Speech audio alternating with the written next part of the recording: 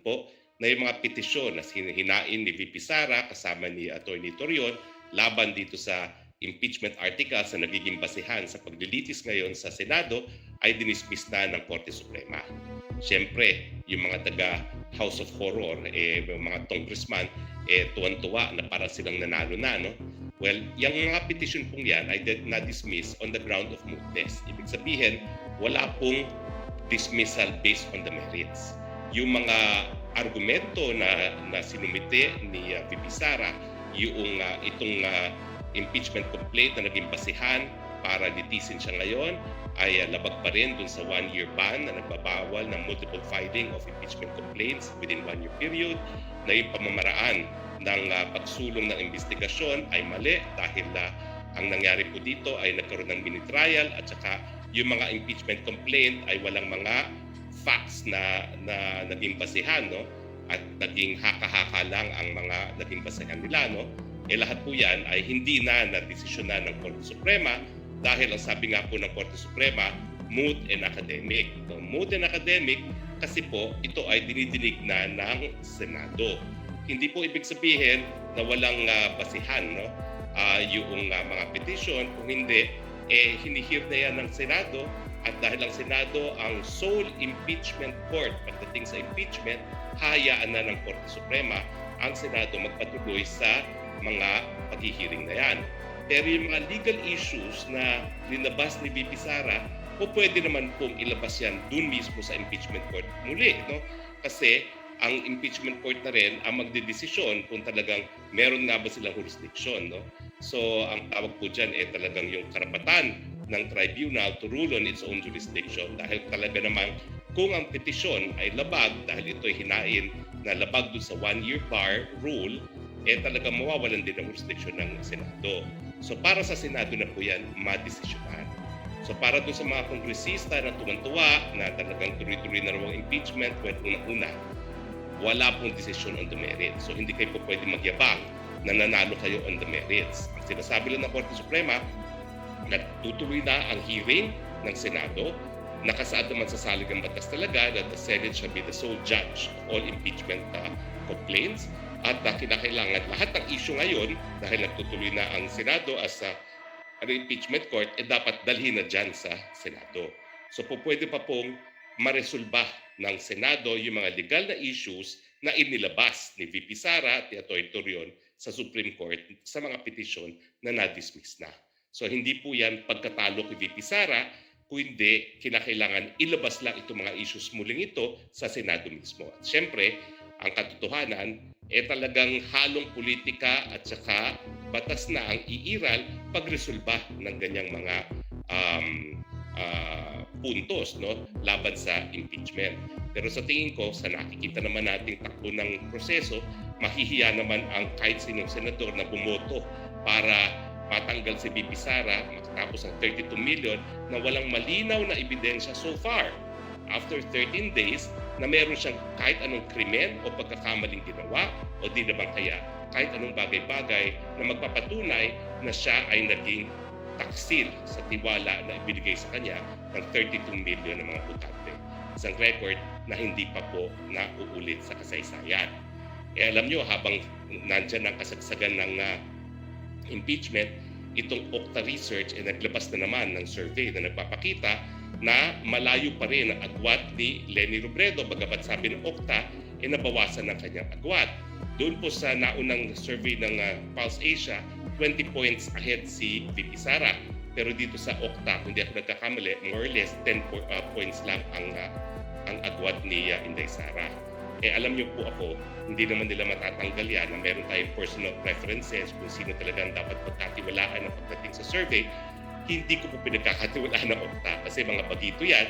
At actually, dun sa panahon ng COVID, dun sila nagsimula, no? Dun sila nagkaroon ng kumbaga marketing campaign para makilala sa kita. At talagang nagka-problema ako bilang spokesperson, hindi lang ng presidente ng mga panahon na yon, kundi bilang spokesperson din ng NTF-ELCAC. Kasi bagamat ang mga datos nila ay kinakalap lang nila sa DOH, ang mga pronouncements naman nila ay hindi ko alam kung saan nanggagaling. No? At siyempre, sa panahon na mayroong national crisis na gaya ng COVID, nakakagulo naman kung merong ibang mga sinasabi ang mga survey polls na sa akin tingin naman, parang labas na yan sa kanilang trabaho, no? Yung mga bagay tungkol sa COVID. Anyway, kaya po talaga hindi ako nagtitiwala dyan sa Okta research na yan dahil anyway, sabihin na lang natin bago sila at hindi pa nila napapatunayan ang kanilang reliability as a survey firm, no? At saka syempre, alam naman natin na itong survey na ginawa nila ay this must have been commissioned, no? So unless talaga may tiwala tayo sa kanila dahil sila ay nagbayad para o binayaran para magkaroon ng ganyang survey, hindi na makapanipiniwala.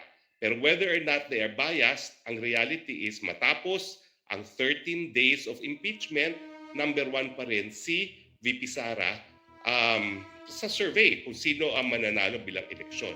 At lumalabas na panalong-panalo si VP Sara dito sa Okta survey gaya ng sinabi ng PAS Asia sa Visayas at Mindanao. Si Leni has an advantage in Balance Luzon pero not much of an advantage, konti lang kasi sa totoo lang yung numero ng botante sa Balance Luzon ay mas marami sa Visayas at Mindanao. Pero dahil number 1 pa rin si VP Sara, ibig sabihin hindi malayo agwat. Malayo agwat ni Leni Robredo sa Balance Luzon maski na papaboran siya ng mga botante sa Balance Luzon. Pero ako po, hindi ako naniniwala na ang buong Balance Luzon ay pupunta kay Leni Robredo. Kasi nga po, nung tumakbo naman si Tatay Digong, hindi naman po sweep ng kahit sino ang Balance Luzon. May mga probinsya na napanalo rin si Tatay Digong na sa tingin ko ngayon ay boboto pa rin sa Duterte. Mga probinsya gaya po ng Batangas. O akalain nyo ba, Dilawan yan? Hindi. Ang probinsya gaya ng Laguna o ang probinsya gaya ng Nueva Ecija, lahat po yan ay nag-Duterte pa rin. Let me check po kung tama ako, ha? Iti-check ko lang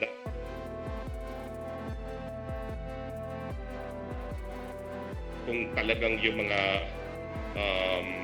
bumoto kay Duterte.